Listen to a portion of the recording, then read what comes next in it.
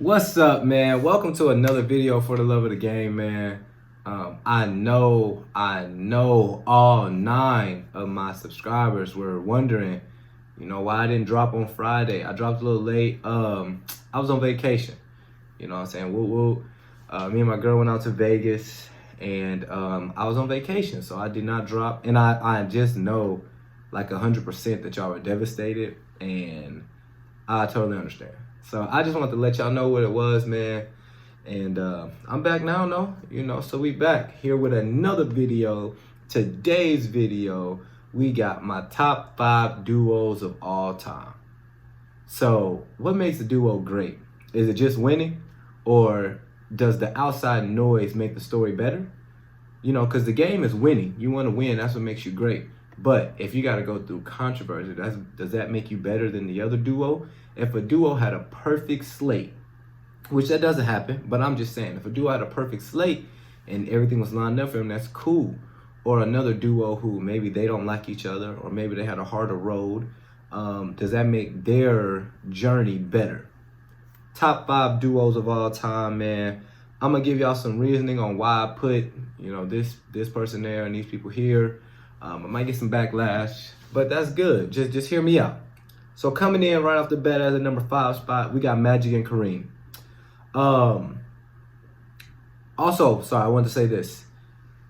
I may be missing some people, but what I did was I picked my top 5 duos of all time, mine. So therefore, I could have reasoning why I picked them. I didn't want to look up something and look and see who they had, because they had a lot of Kevin McHale, Larry Bird, but I don't know much about them. So that would be foolish to put them on my list and not be able to really talk about them because I don't know much. So for instance, this Magic and Kareem, I know a little bit. I kind of read up on it. But I just want to say these are my top 5. These are mine. So don't go crazy on me. But Magic and Kareem, man, they won 5 titles through 8 years. I mean, that's pretty amazing right there. We know all dynasties come to an end eventually. But the most impressive thing about this was a young Magic. Magic came in, won Rookie of the Year and an NBA championship that his rookie year off rip, man. Ended up playing center, at the games. He was just the definition of playing all 5 positions. So through that little stint, man, that year they won 5 finals. 4 of them, the finals MVP was Magic, and split between Magic and Kareem, so 2 and 2. So that's a duo right there. You win 4 finals MVPs and you guys split them. Some cases, with duos, we know there's a main guy and there's the backup role. And in this case, they were pretty much neck and neck. They posted their best season was 65 and 17, which is definitely a championship record. Magic that year when they won, he averaged 24 and 12. And Kareem, man, he was 39, so cut him some slack, but he averaged 17 and 6. He was 39, so Kareem Abdul-Jabbar, those numbers do not speak for him, so don't get me wrong. Okay, the number 4 spot, man. Y'all ready? I might get some heat for this one. LeBron and Dewayne at the 4 spot. You may say why they're not higher. I'm about to tell you. Because they gave us countless highlights, memorable moments. They gave us everything we needed. But they did not ever necessarily dominate the league. Okay? Also, they played in a tougher time period. Teams were a little bit more evened out. They weren't so stacked like they are now. So they had to play, D. Rose, Paul George, the Celtics, ran across the Thunder, the Mavericks. Just year after year, they were playing quality opponents. The Spurs crept in there. They started playing them. But I give them number 4 because, like I said, when you have arguably the best player in the world during that time period where LeBron was just completely on another level, I think you should dominate a little more than they did, going 2 and 2. And there were no slouch who they lost to. The first year losing to the Mavs, that's definitely a winnable series. But shout out to Dallas, they took care of business. And then another L, they lost to the Spurs, an up-and-coming Kawhi, a quality team just like they always are, the Spurs, when they had their core, Tim, Manu, Tony Parker, Danny Green, Gary Neal, Tiago Splitter, Boris Diaw, Patty Mills. I mean, you see it, that's depth right there, all those people I'm naming. So I get that. But I'm just saying, man, best player in the world, with his best friend, who was still playing at a pretty decent level, not the best level, but a pretty decent level. And you go 2-2. They posted a season high, a best during their stint, their dynasty. They were 66-16. That's good. That's a championship. But when they won the championship in 2012, 2013, when they had the 66-16 record, LeBron posted 27, 7, and 8. As always, that's almost his career average. D-Wade followed with 21 and 5. Solid numbers from D-Wade right there, but I don't know, man. I think that as far as chemistry, as far as play style, as far as electrifying, they would be number one. As far as selling tickets, everybody want to see LeBron and D-Wade, man. They would be number one. But when we talk about duos, for real, we break it down as winning and losing and how they did it and the team around them. They had a really good team around them as well with some depth. I put them at the 4, but they gave us highlight after highlight. LeBron was on a complete tear during those years in Miami. I don't know how I say this. Kobe Bryant is the GOAT to me. That's what I always say.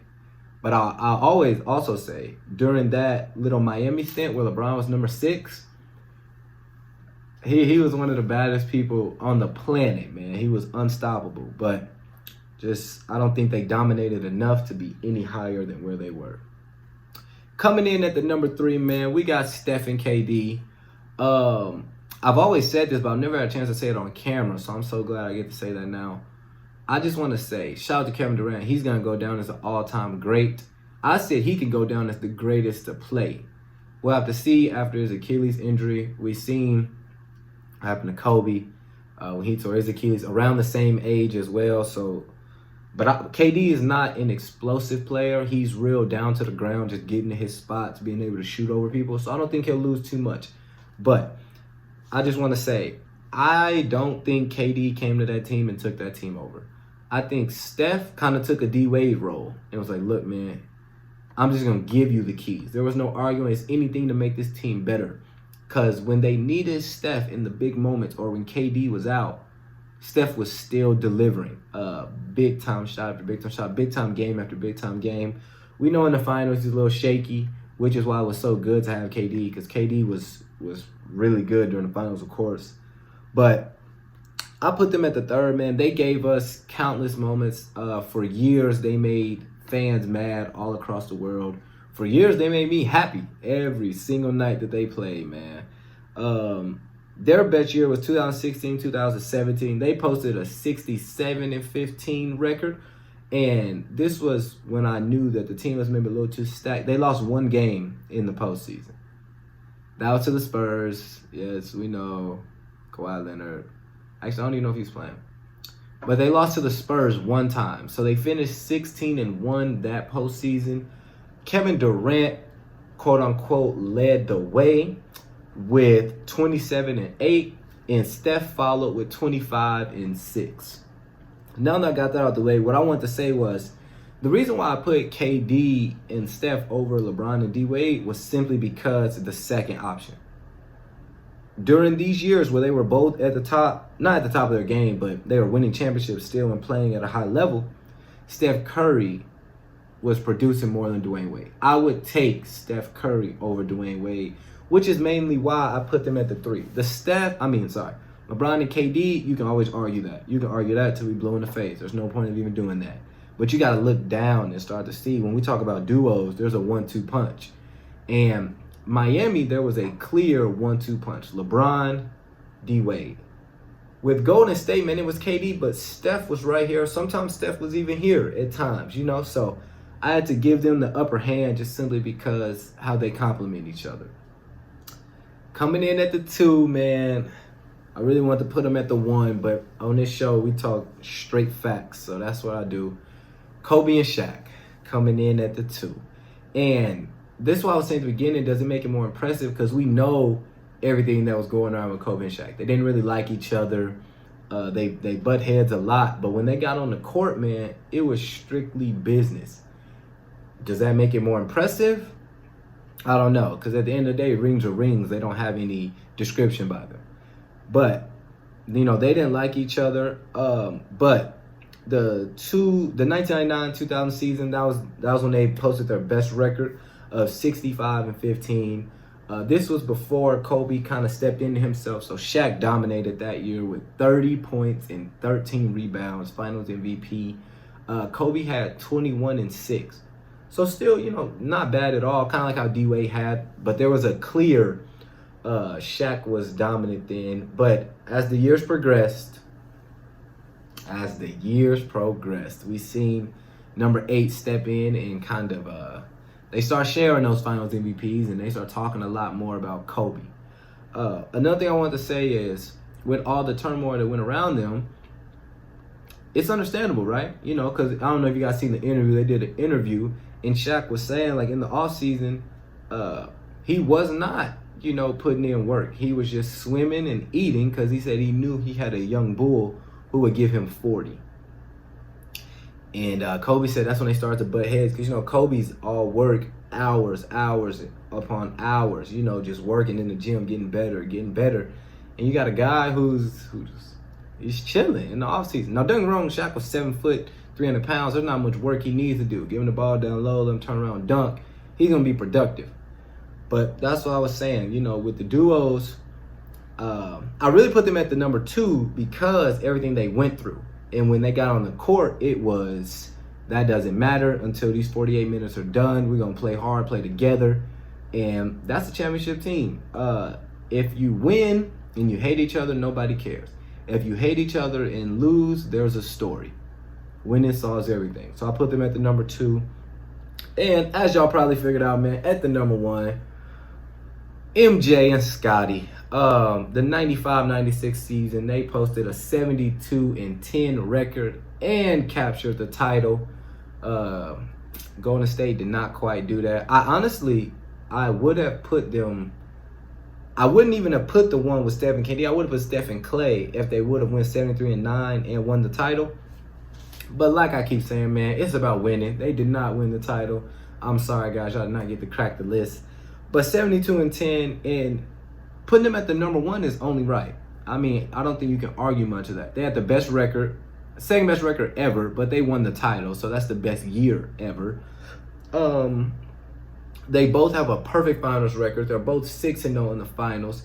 And the most impressive thing about this 95-96 season is Mike was fresh off baseball. He had left and went to play baseball, so he came back, went straight to the finals, did not miss a beat, posted the best record, second best record ever. I keep forgetting. Second best record ever. And he posted 30 points and 6 rebounds a game. And Scottie followed with 19-6. But the thing about Scottie Pippen was you never had to worry too much about the box score with Scottie Pippen. He wasn't one of those guys. Now, he could explode in the box score, don't get me wrong, but he is more of a, you have to watch it and just, that's the stuff that doesn't show up on the stat sheet. He's an impact player. So, man, that's one thing I will always say about Scottie. A lot of guys maybe don't know their role. He kind of knew his role, and he knew, like, Mike will do all this, but let me do everything else. Let me facilitate, let me rebound, let me guard the best guy. And not to take that away from Mike, because these guys were both first-team all-defense multiple times in their career. Multiple times. There was a time where Mike won MVP and Defensive Player of the Year. So that's kind of unheard of. You don't get that too much now. So that right there, man, those are my top 5 duos of all time. I think it's a great list. I don't know, maybe some of the older guys out there could tell me I'm missing some people, but as far as what I know, as far as what I've seen, good list. I think everybody's right where they should be, man. I appreciate y'all for tuning in to another video. Please leave a like and subscribe. Here's my Instagram. Here's my Twitter. Follow me on those. I'm going to try to get more active on those, man. Leave a comment for more videos I should drop. Just give me some ideas, man. Appreciate y'all for watching. I'm out.